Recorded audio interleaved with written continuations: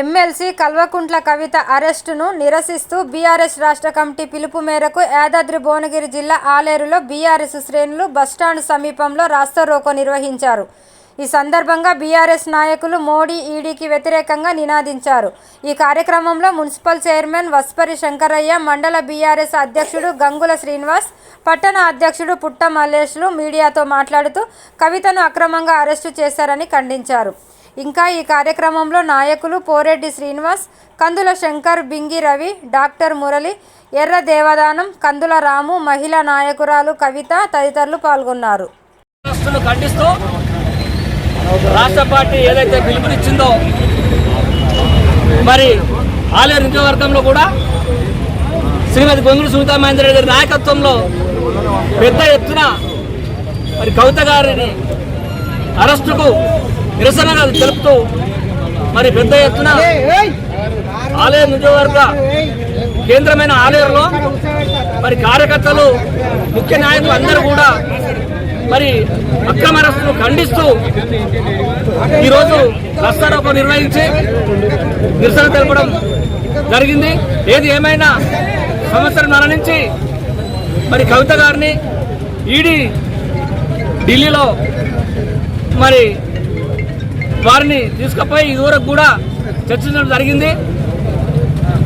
Supreme court arrest చేయొద్దనే విషయం తెలిసి ఉన్నా కానీ మరి ఈరోజు అక్రమంగా నిన్న అరెస్టు చేసిన సందర్భం మనం అందరం కూడా తీవ్రంగా ఖండిస్తున్నాం.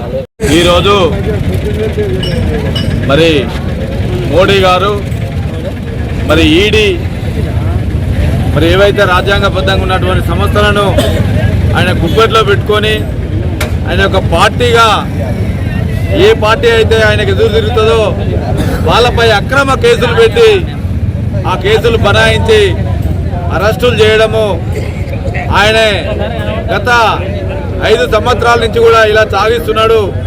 1 సంవత్సర కాలం నుంచి మరి ఆమెను అనేక రకాల ఇబ్బందులు పెట్టి కోర్టు కూడా అసలు అందులో ఆమె 44వ పేరు ఎఫ్ఐఆర్లో ఉంటే అసలు ఆమెను కావాలని చేర్చిరని చెప్పేసి కోర్టు కూడా, హైకోర్టు చెప్పినప్పటికి కూడా, సుప్రీంకోర్టు చెప్పినప్పటికి కూడా వారిని ఆ కోర్టును కూడా ధిక్కారించి మరి ఈరోజు నోటిఫికేషన్ పడుతుంది అనగా ఒకరోజు ముందొచ్చి వాళ్ళు దొంగల్లాగా మరి ఇంట్లో జోరి మరి అక్రమంగా అరెస్ట్ చేయడం జరిగింది.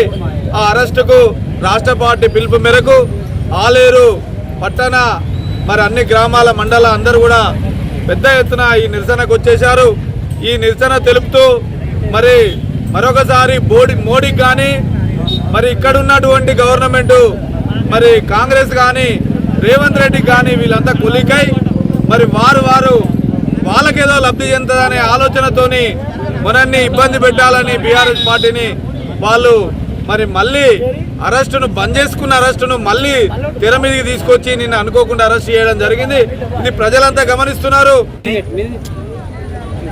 ఢిల్లీ లిక్కర్ స్కామ్లో సంబంధం లేకుండా వారిని కావాలని మోడీ ప్రభుత్వము కేసీఆర్ గారిని ఇలా దేశవ్యాప్తంగా కేసీఆర్ గారు తిరుగుతూ ఉన్నాడు. రైతులను అందరినీ మమేకం చేస్తూ ఇలా దేశ స్థాయిలో మోడీని పడగొట్టాలంటే ఈ దద్దమ్మ రాహుల్ గాంధీతో కాదనే ఉద్దేశంతో ఎక్కడైతే కేసీఆర్ దేశంలో తిరుగుతాడనే దుర్బుద్ధితోటి అలా రాష్ట్రంలో ఉన్నటువంటి కాంగ్రెస్ ప్రభుత్వంతో లోపాయికారిగా ఒప్పందమై ఎన్నికలకు ముందు బండి సంజయ్ని మార్చి లోపాయికారిగా ఓటులు బదిలీ చేస్తూ ఇలా కేసీఆర్ ప్రభుత్వాన్ని ఇక్కడ పడగొట్టి దేశ స్థాయిలో కూడా ఇలా కేసీఆర్ను ఇలా ఎదగకుండా చేయాలనే ఉద్దేశంతో ఇవాళ ప్రతి బీఆర్ఎస్ ఎంపీలను కానీ ఎమ్మెల్యేలను కానీ బలమైనటువంటి నాయకత్వాన్ని ఇలా 2 పార్టీలు ఇలా డబ్బులకు విచ్చలు కోట్లాది కోట్ల రూపాయలు జగన్ ఈడీ సిబిఐ పేరుతో ఇలా బెదిరిస్తూ ఇలా వాళ్ళ పార్టీలు లోపరుచుకొని వెంటనే ఇలా టికెట్లు కూడా బీఆర్ఎస్ వాళ్ళకి టికెట్లు ఇస్తూ ఇలా కేసీఆర్ గారిని నైతికంగా దెబ్బకొట్టాలనే ఉద్దేశంతో వారి కుటుంబం మీద, ఎందుకంటే కవిత కానీ కేసీఆర్ గారు కానీ కేటీఆర్ కానీ హరీష్ రావు గారు కానీ వీళ్ళను ఆర్థికంగా కేసులలో ఇబ్బందులు వాళ్ళు చేసినట్టయితే వాళ్ళ తెరువు రావాలనే ఉద్దేశంతో బీఆర్ఎస్ పార్టీని ఇలా లేకుండా చేయాలని ఒక దుర్బుద్ధి చేస్తారు.